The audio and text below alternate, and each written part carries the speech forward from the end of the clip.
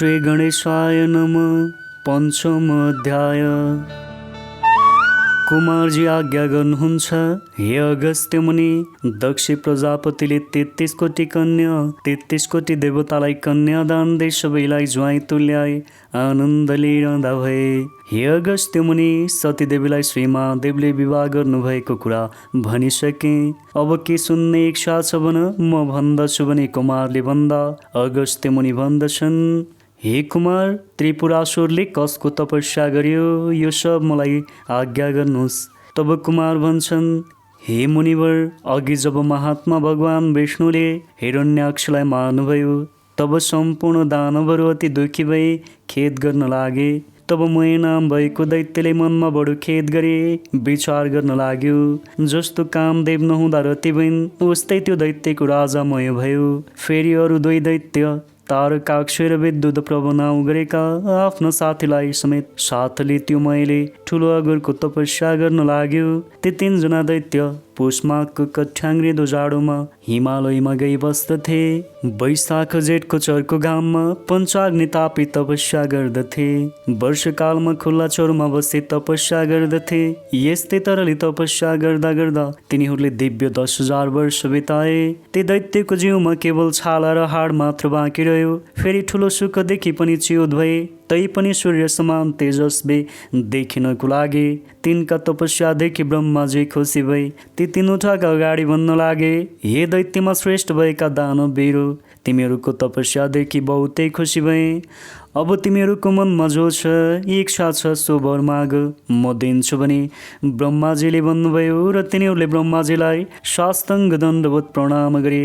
केवल घुँडाले मात्र भूमि स्पर्श गरे, हात जोडी बिन्ती गरे, हे ब्रह्माजी, हजुर यदि हामीदेखि प्रसन्न हुनुहुन्छ भने हामीलाई अवद्वैत वरदान दिनुहोस्। बल पराक्रमी पनि ठुलो होस्, फेरि विमान समान जो सुन्दर 3वटा पोर बनाउने छु, त्यसमा मनुष्यको गति नहोस्, जस्तो रीतसँग हाम्रो मृत्यु नहोस्। हामी ठुला बलवान पराक्रमी हौँ, त्यस्तै वर प्रदान गर्नुहोस्। यस्ता तरले वरदान मागेको सुनि ब्रह्मा आज्ञा गर्नुहुन्छ, हे दानव श्रेष्ठ, त्यस्तो अवदत्त वरदान म दिन सक्दिनँ। मृत्युको अवकाश राखे अर्को वरदान माग, म दिन्छु।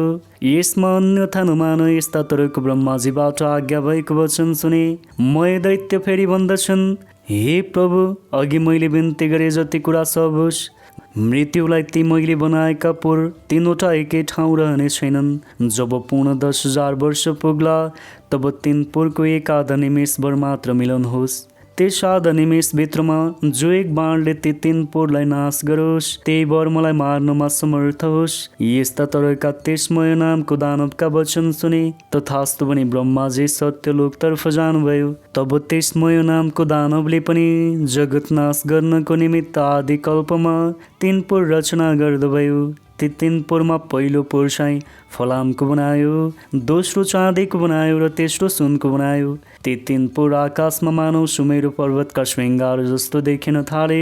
ती 3 पोर चन्द्रमाका किरण लाग्नाले अति शीतल भएका, ठाउँ ठाउँमा आँखे झ्यालहरू बनेका, घरका अटारीहरू पनि अति उँचा, आँगनमा पनि सुन्दर सुन्दर शिलाहरूले छोपेका, ठाउँ ठाउँ सुवर्णले मडेका सुन्दर पुरद्वारहरू पनि तयार गराएका, मोती प्रवाल मणिहरू ठाउँ ठाउँमा राखिएका, बिजुलीको प्रकाश समान रत्नको चारैतर्फ फैलिएका, चित्र विचित्र हिरा मोतीहरू जडेका, वायुको वेग लाग्नाले फरफर गरिएका पताकाहरूले शोभित भएका, घरका पङ्क्तिहरू पनि रत्न समूहका जडाउ भई शोभायमान भएका, मार्गहरू पनि सिँगारी अति राम्रा तयार गराइएका, घरहरूमा नाना किसिमका पताका ध्वजाहरूले गरी ती 3 विमान रूपको शोभाले युक्त भएका, बनाएका लाखौँ अमूल्य रत्नहरू लगाएका, हजारौँ बगैँचा बनाए बिरुवाहरूमा पनि राम्रा राम्रा सबैमा ऋतुका फल लागेका र फुल फुलेका उत्पन्न गरायो।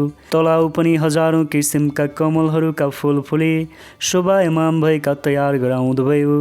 यस्ता तरले ती त्रिपुरका दैत्यहरूका घर मयूर आदि सुन्दर उत्तम लक्षणले संयुक्त भएको पुरुषका नङ लाग्नाले जसका पयोधर दुधका गोलाकार घेरामा अर्धचन्द्रकार घाउ लागेका कलश समानको भएका बारुणी मदिराले लाल नयन भइरहेका लज्जाले ईषत हास्य गर्ने जसको नेत्र लोलिएका छन् यस्तै सुन्दरी स्त्रीहरूले व्याप्त भएको त्यो त्रिपुर सहर अति मनोहर देखिन लाग्यो। यसमा जो त्रिपुरमा लोहको पुर मयले बनाएको छ त्यो तारकाव्य नामको दैत्यलाई मयले दिँदा भयो। फेरि अर्को जो चाँदीको पुर थियो सो विद्युत प्रभु नामको दैत्यलाई दियो। जो सुवर्णले बनेको अति उत्तम पुर थियो सो राजा मयले आफूलाई भनिलियो।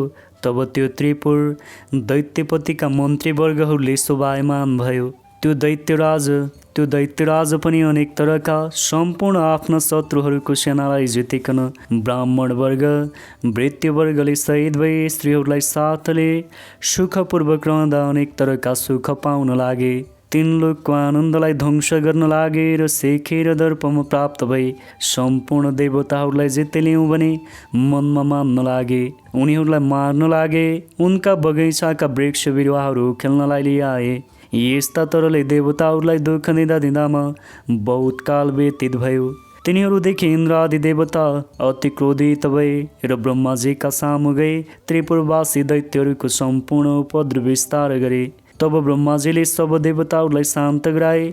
दैत्यालयम तक्षुषुभे तथैव प्रवृत्त केकाभिः गैरमहर्देवेय तत्पुन्न खाविन्न पयोधरा वीराकुण्ड रक्तान्त विलोचना भय सवृण्ण मिषच्च पलेक्षण वीर्योषध विराकीर्णमतीव रेजे लौहं पुरं ततुमैश्वकार तत्तारकाख्याय ददौ महेश्व आज्ञा भयो कि हे देवतागण त्रिपुरासुर दैत्यहरू बडा बलवान छन्।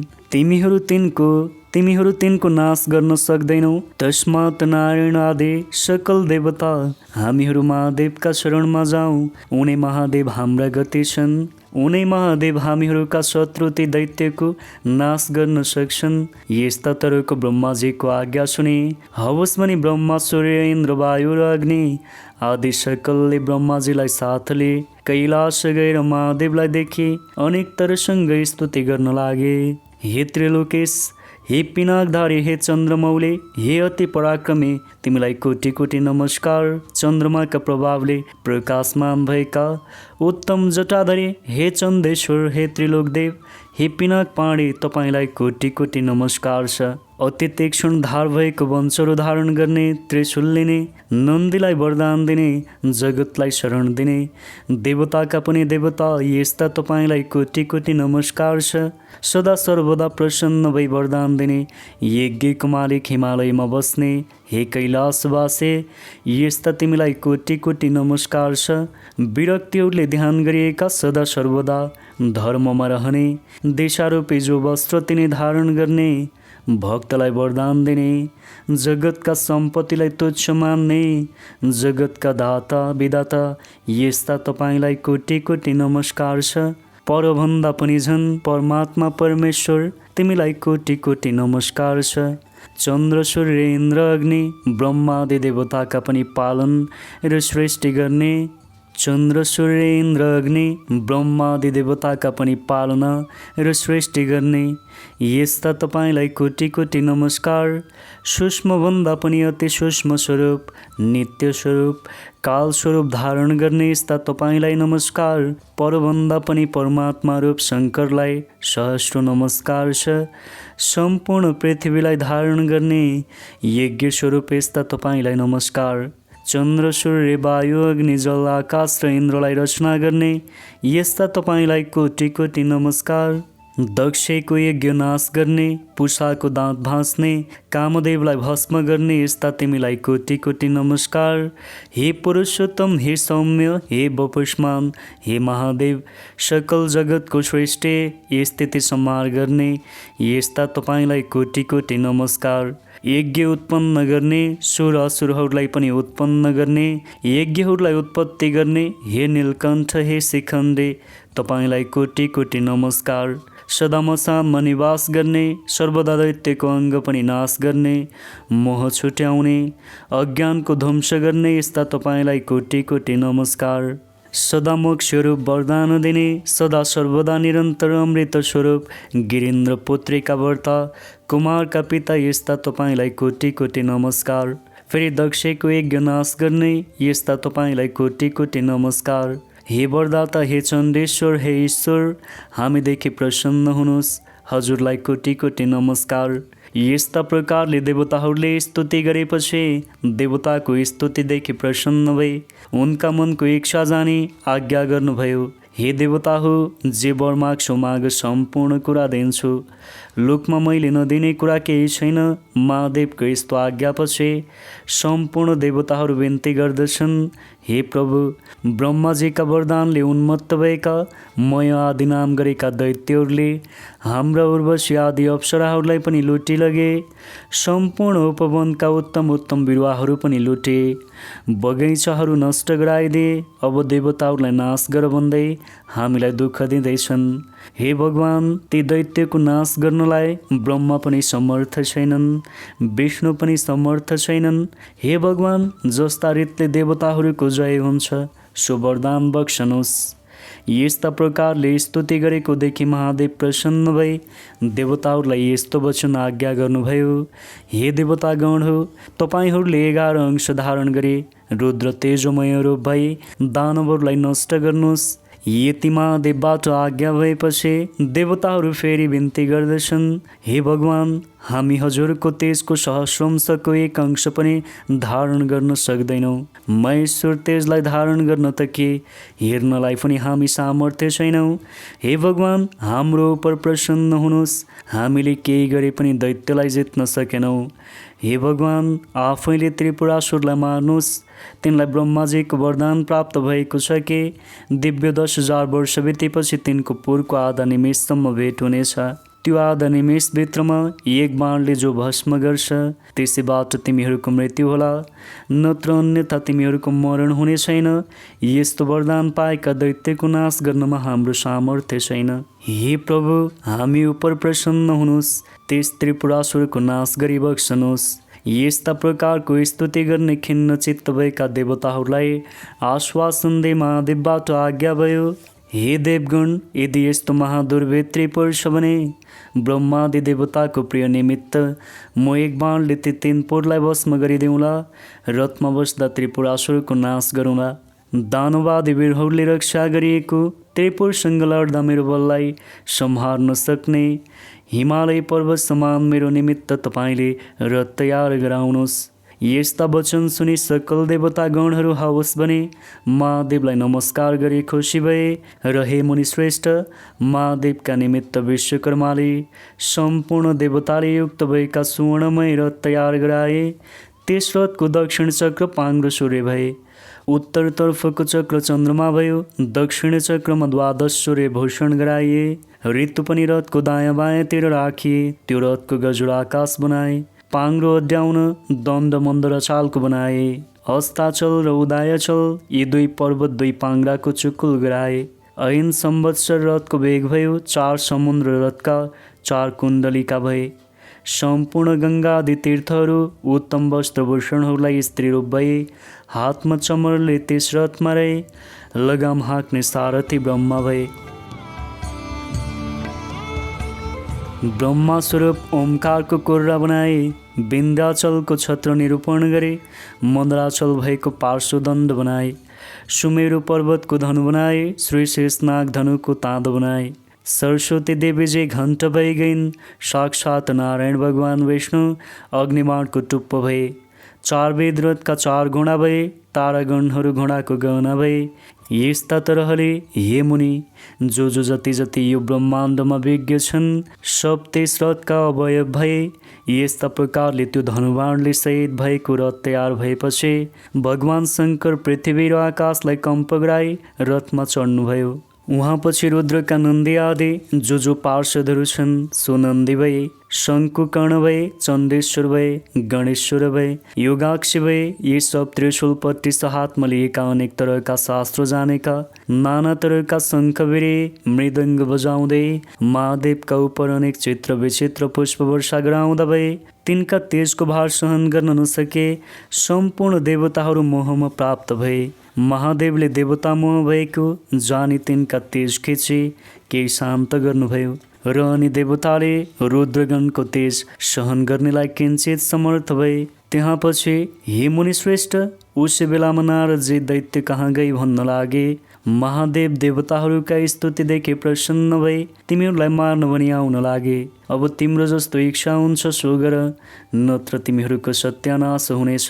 यस्तो प्रकारको नारदको वचन सुनि मैले आफ्ना साथी तारकाक्ष र विद्युन्माली इत्यादि सम्पूर्ण दानवलाई नारदजीबाट भन्नुभएको कुरा सबैलाई सुनाउँदो भयो। तब दैत्यमध्येका श्रेष्ठ तारकले भन्यो, हे राजन, किन चिन्ता गर्छौ? देवता यथार्थले बद्ध छन्। यो त्रिपुर भेदन गर्न कसको सामर्थ्य छ? यदि सम्पूर्ण देवता यक्ष किन्नर गन्धर्व आए पनि यो त्रिपुर अवध्य छ, अथवा शत्रुलाई जित्नको निमित्त सामदाम आदि अनेक तरहका नीति छन्। जित्ने इच्छा गर्ने बलि शत्रुलाई पराक्रम गरी दण्ड दिन योग्य छ। यस्ता राजा तारकको वचन सुनि विद्युन्माली भन्छन्, हे राजन, बलहीन देवता हामीदेखि कुनै प्रकारले पनि समर गर्न सक्दैनन्। जो मूढ भई युद्ध गर्ला त्यो अवश्य क्षयमा प्राप्त होला भने हे राजन, चिन्ता केको छ? लडौँ, सम्पूर्ण देवतालाई जिती लोकको इन्द्र पदजन भोग गर्नुहोस्। अघिको हिरण्याक्ष हिरण्यकशिपुको पदमा प्राप्त भई 14 भुवनका सम्पत्तिको भोग गरे हिरण्याक्ष हिरण्यकशिपुको गतिमा प्राप्त हुनुहोस्। यस्ता प्रकारको विद्युन्मालीको वचन सुनि मय भन्दछ, हे दानवीर हो, अब हाम्रो नाशको बखत भयो। सुन्यौ, ऊ बारम्बार शिर कम्प गराउँदै फेरि भन्छ, जो शत्रुभन्दा बढी होस् अथवा हीन बल होस् उसँग हामीले साम इत्यादि उपाय गर्नु उचित छ। जो सम्पूर्ण जगतका मालिक प्रभु ईश्वर महादेव हुन्, उनी देवता र हामीहरूका स्रष्टा हुन्। उनी यदि आज हामीलाई मार्न स्वयं आउँछन् भने अब यसको उपायहरू केही छैन। खाली भगवान महादेवलाई प्रणाम गरौँ, यही मेरो मति छ। यदि अब हामी कठोरता धारण गरे महादेवका सामु गई युद्ध गरौँला त अवश्य हामीहरू यिनका दृष्टिपातैले भस्म हुनेछौँ। जो ब्रह्मादि देवता पनि दुखी भई जसका शरण जान्छन्, आज उनी भगवान महादेव हामीलाई संहार गर्न आउँछन् भने हाम्रो के गति छ? जो क्षण मात्रामा सकल जगतको सृष्टि संहार गर्न समर्थ छन्, जो मुक्तिका दाता सकल जगतका कारण छन्, त्यस्ता श्री महादेवसँग हामीहरू कसरी सकौँला? हाम्रो विधिहीन तपस्याले केही हुँदैन। तिमीहरूले कति समयसम्म भोग गर्यौ, त्यसै कारणले म भन्छु, हे दानवीर हो, तिमीहरू सब कालले प्रेरित युद्ध गर्न पनि उत्सुक छौ। यस्ता प्रकारको मयको वचन सुनि नारदले सारा दैत्यको संहार गर्ने कारण सुनाए भने, हे महाराज, अब तिम्रो तपस्या क्षीण भयो, अब ऐश्वर्य भोग समाप्त भयो। तथापि सङ्ग्राममा अघि नसरी नपुंसक झैँ ती देवताको शरण जानुभन्दा सङ्ग्राममा लडी मोक्ष हुनु उत्तम ठान्छु। यदि महादेवको हातबाट मर्यो भने श्री महादेवका प्रथम गणको अधिपति होला।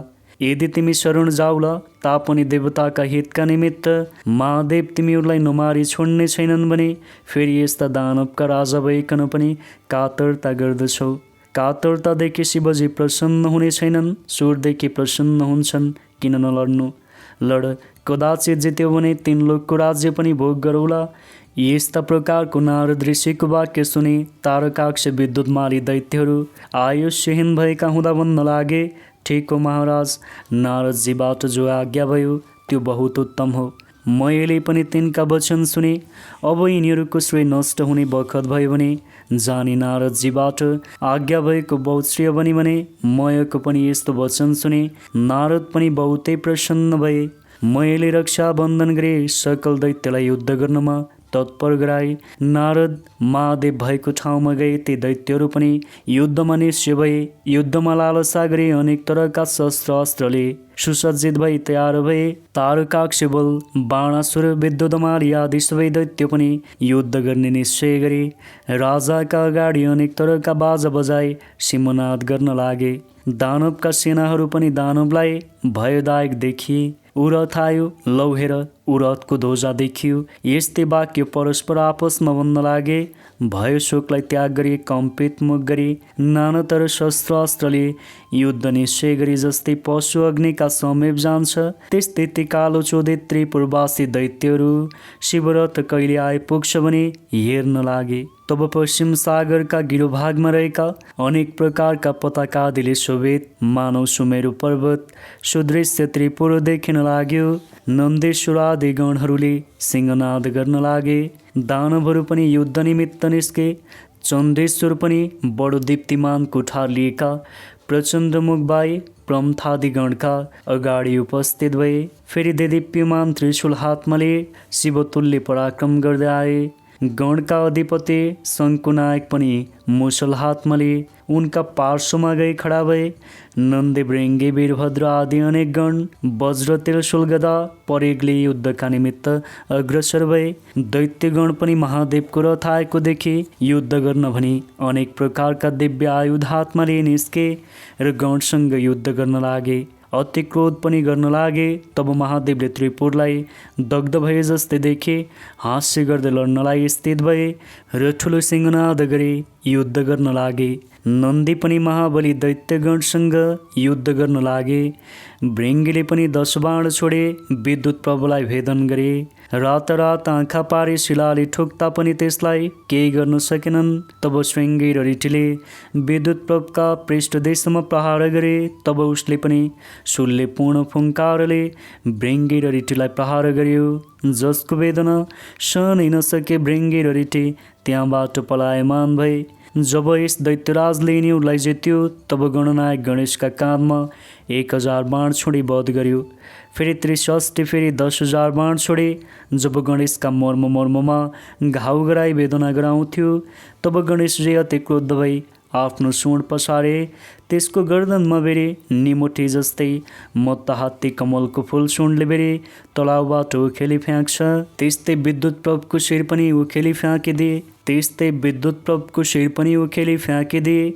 तब शरीरबाट उखेलिएको त्यो शिर यस्तो शोभामा प्राप्त भयो कि जस्तै सरोवरबाट छुट्टे हात्तीका दाँतमा अड्केको कमलको फुलको शोभा पाउँछ। यो देखि भृङ्गीले नाना तरले गान गरे। तब नेमी नाम गरेको र बल नाम गरेका दुईवटा दानवीर क्रोधले युक्त भई आए र गणेशलाई मर्ममा बाण छोडी घाउ गराउन लागे। शङ्कुकर्णले तिनलाई बीचमा रोके। तिनका ध्वजा रथ सारथी घोडा सब काटी उनलाई विरथी गराए। तब ती दुईजना पनि झट्ट अर्को रथमा चढेर आइते चण्डेश्वर गणनायकका मर्ममा 1000औं बाण हानी घाउ गराए। तब ते गणेश्वरले पनि क्रोधले आँखा रातो पारी भयङ्कर मुसल प्रहार गरे। दुवैलाई यमराज कहाँ पुर्याए। त्यहाँ उपरान्त ठुला दैत्यहरू जो त्रिपुरवासी थिए सब क्रोध भई बराबर समूहका समूह निस्केर नाना तरका नारब्रज त्रिशूल कुठार लिएर महादेवका गणमाथि जम्टे महाघोर युद्ध गर्न लागे। शिवगणहरू पनि शिवका आज्ञा पाएका हुँदा जस्तै उन्मत्त केसरी मृगहरूलाई भड्काउँछ त्यस्तै गरी दानव दैत्यका सैन्यलाई भड्काई बारम्बार छिन्न भिन्न गरी मार्न लागे। दैत्यहरूमा कसैका शिर छैनन्, कसैका गाँड छैनन्। यस्तै रीतले नाश हुन लागे। रगत बही नदी भए झैँ भयो। रगत बही नदी बहे झैँ भयो। वायुका वेग लाग्नाले छिन्न भिन्न भएका मेघ समान र वज्रका तोड लागेर चूर्ण भएका पर्वतका शिखर झैँ गिर्दै सबै दैत्यहरू पश्चिम समुद्रमा पर्न लागे। जब नेमीका नाम र बल नामका दैत्यहरूलाई शङ्कुकर्णले मारे भन्ने दैत्यहरूले सुने तब अति क्रोध भई तारक नामको दैत्य पुरदेखि निस्के गणनायकहरूमाथि झम्ट्यो र अनेक तरसँग बाण वृष्टि गर्यो। तब गणनायक शङ्कुकर्णले पनि त्यस महाबली दैत्य पनि केही गिर्ला भने जस्तो भयो। तब फेरि त्यस दैत्यलाई भाला प्रहार गरे। तब त्यो तारक दैत्य पनि रिसले भूमिबाट उठी चक्रले प्रहार गर्यो। तब गणेश्वरले शङ्कुकर्णले पनि मोड्कीले नै अति वेदना हुने गरी त्यसलाई हाने। शङ्कुकर्णको मोड्के खाएपछि मूर्छा भई भुइँमा डल्यो र श्रेष्ठ आयुधलाई त्याग्दो भयो। तब त्यो दैत्यराज महाक्रोधले रिसलाई त्याग्न नसके, मोड्केको वेदना सहन नसके मृत्युवरण गर्यो। यस्तो प्रकारसँग त्यसलाई गिरेको देखे दानवहरूले उठाए मयका भवनमा ल्याए, सारा वृत्तान्त बताए, अनेक तरसँग विलाप गर्न लागे। तब ती रुन लागेका दानवलाई सम्झाए भने कि मेरो घरमा अमृतको कुण्ड छ, त्यसैमा दैत्यहरूलाई चोबी बचाऊ। तब ती दैत्यहरूले हुन्छ भने प्रसन्न भए, अमृतमा चोबी दैत्यपते तारकासुरलाई बिउताए। फेरि मरेका दैत्यलाई पनि बचाइदिए। प्रसन्नताले मयलाई शिर नुहाई प्रणाम गरे। तब त्यो तारकाक्षी फेरि बडो बेगले गरी सङ्ग्राम भूमिमा आएको देखे। ब्रह्माजीले आफ्नो बायाँ हातले त्यस दैत्यलाई देखाई महादेवसँग भन्न लाग्नुभयो, हे महादेव, त्यो दैत्य अघि मरेको थियो, अहिले फेरि बचेर आयो। मयका घरमा अमृत छ, त्यस अमृतले गर्दा मयले दानवलाई बचाउँछ। हे शम्भु, यदि यसको घरमा अमृत छ त यो मरेका दैत्यहरूलाई बराबर बचाउँछ। यसै कारणले प्रहार गरे मात्र पनि यो अमृत सोची लिनुपर्छ। यस्ता प्रकारका वचन सुने बाण प्रहार गरी अमृतलाई सोची लिएर फेरि ब्रह्माजी बिन्ती गर्नुहुन्छ, हे देवेश, अब त्यो सहर ग्रहण होस्। मैले त्रिपुर दैत्यसँगको लडाईँ खुब देखेँ। लड्दा लड्दा आज पूर्ण 10,000 वर्ष व्यतीत भइसक्यो, तैपनि त्रिपुरको क्षय भएन। अब त्यो बाण चाँडो छोड्नुहोस्, तब शत्रु नाश होलान्। यी पुर एक आधा निमेषभर एकत्र भई फेरि अलग होलान्, त्यसै बेलामा बाण प्रहार गर्नुहोस्। यी पुर जोडी अलग भएपछि फेरि बाण छोडे पनि केही हुने छैन।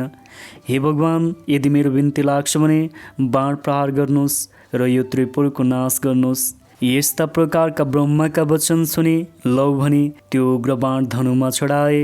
धनुलाई तलमाथि झुकाए। दिव्य 10,000 वर्ष पुगेपछि आधा निमेषका निमित्त त्रिपुर जोडिएको थियो। महादेवले आफ्ना योग बलले त्यस बखतमा सारा जगत निश्चल भइगयो। उहाँपछि जसका अग्रभागमा अग्नि सोम स्थित थिए, त्यो नारायण रूपी बाण प्रहार गर्दा भने त्यो बाणले जसै महादेवले प्रहार गरे, तब त्यस त्रिपुरका घरहरूमा चारैतर्फ दग्ध हुन लाग्यो। देख देख कष्ट कष्ट भन्ने शब्द उत्पत्ति भयो। तब महादेवले नन्दीलाई डाकी हराउनु भयो कि, हे नन्दी, तिमी चाँडो गई अग्निलाई भन कि त्यो मय मेरो भक्त छ, त्यसलाई अग्निले दग्ध नगराउन्। महादेवको यस्तो आज्ञा सुने आफ्ना तपोबलका युगहरूले वायुभूत भई बाणभन्दा पनि चाँडो गए। नन्दीजी मयका पुरमा प्रवेश गरे। मयको घरमा गए। त्यहाँ गई देखे कि मय नामको दानव शिवलिङ्ग अगाडि राखे शिवको ध्यान गरी बसिरहेको छ। तब नन्दले उसलाई आह्वान गरे, तिमीलाई अग्निले जलाउने छैन भने, र मैले ती गणराजलाई पनि नमस्कार गरे। उसै बेलामा अग्नि पनि त्यहाँ आइपुगेर अग्निलाई नन्दीले महादेवको आज्ञा सुनाइदिए। तब अग्निले मयलाई भने, अब यहाँबाट तिमी चाँडो पुर छोडी निस्क। मैले पनि हुन्छ भने सुवर्णमय शिवलिङ्गले पातालमा तत्काल गए। नन्दीले पनि फर्के सम्पूर्ण विस्तार महादेवसँग बिन्ती गरे र त्यहाँ पछि त्रिपुर भस्म हुन लाग्यो। त्यसको वेदी र गृह सब नष्ट भई अनेक दानवले रोइ कराएको शब्द सुनिन लाग्यो। वस्त्र खुस्केका स्त्रीहरूले पनि निस्के कराएको शब्द सुनिन लाग्यो। झ्याल विमान अटारीहरूमा रहेका पहेँला र उचाइ स्तन भएका मदले विहवल नेत्र भएका आफ्ना पतिहरूका प्रिय भएका स्त्रीहरू अग्निबाणले भयभेद भई घर घरमा यत्रतत्र दुगुर्न लागेको देखिन थाल्यो।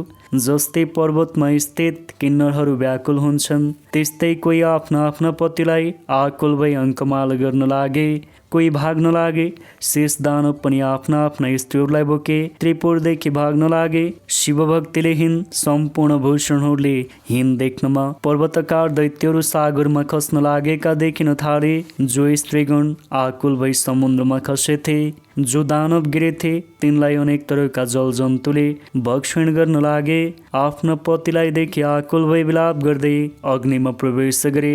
डढी मरेका पनि देखिन थाले। रतिको अन्त्यमा खेदित भएका फेरि कामले गरे प्रियाका साथमा जाउँ भन्ने इच्छा गर्ने भएका दानवहरू भार्याले सहित भई डढे, धेरै भस्म भए। कोही समुद्रमा डुबी जलजन्तुको आहार भए, कोही त्यसै पिल्से प्राणहीन भए। यस्ता प्रकारसँग त्यस विष्णुले अग्नि सौम्य बाणले त्रिपुरको भस्म गराइदिएर त्यो सम्पूर्ण त्रिपुरलाई सागरमा डुबाई फेरे। त्यो बाण शिवजीको हातमा प्राप्त भयो। यस्ता प्रकारले त्रिपुर डढेपछि ब्रह्मादि सब देवता आफ्ना आफ्ना अधिकारमा प्राप्त भए। शिवजीलाई प्रणाम गरे स्तुति गर्न लागे, हे भगवान, यो जो रौद्र कर्म आज हजुरले गरिलिनुभयो, यस्तो अरू कसैले गर्न सक्दैन। आज हजुरले दैत्य मारे त्रिपुर भस्म गर्नुभयो। हे महादेव, हाम्रो आपत्ति हेर्नुभयो। सर्वत्र सदा स्थिर रहने यस्ता तिमीलाई नमस्कार छ। ती महादेवको पनि देवताहरू उपर आज्ञा भयो। हे देवता हो, तिमीहरूलाई सदा पुत्रवत पालन गर्नुपर्छ।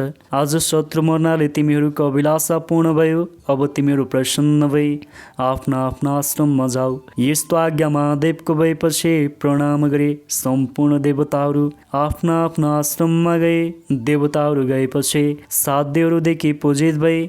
नन्देव रेङ्गी भूत प्रेत सहित भए। महादेव पनि कैलाश पाल्नुभयो। हे मुनि, यो कसैले वर्णन गर्न नसक्ने त्रिपुरदाह मैले वर्णन गरेँ। जो शिवभक्त मनुष्य प्रसन्न भए, पवित्र भई यसको पाठ गर्ला, त्यो पापदेखि रहित भई अन्त्यमा देवता भई स्वर्गमा जन्म लेला।